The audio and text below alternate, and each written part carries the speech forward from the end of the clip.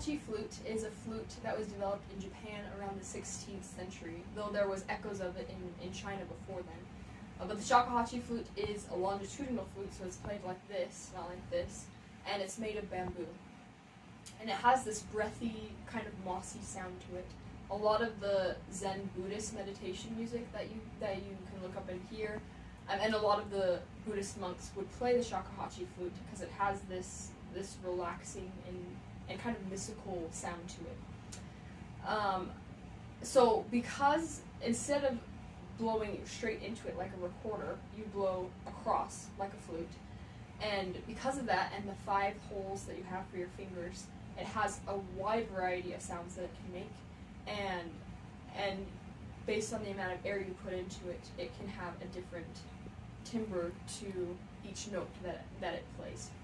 So Elizabeth Brown, she is a modern day Shakuhachi flute player, and she composed a piece called Trillium in 2000 that you can play on a modern day flute, but it has echoes of the Shakuhachi Japanese flute and this birdsong feel to it.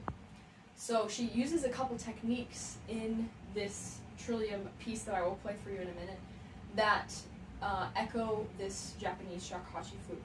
So one of the techniques she uses is microtones. So a microtone is the notes, so if we had a piano, it's the notes in between the 2 piano notes. So anywhere in between those 2 piano notes. So on a flute you can play a normal scale,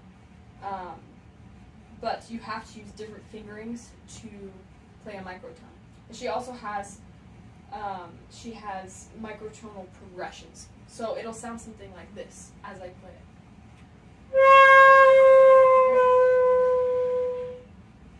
And you can kind of hear that breathy, mossy sound to it, and it's not a note that we normally use because it's a microtone, so it's in between those notes. Another technique she uses is what we call multifonics, which is just playing more than 1 note at a time. So essentially it's a chord. And on a Shakuhachi flute you can play 3 notes at a time, but on the flute I'm using today you can only play up to 2.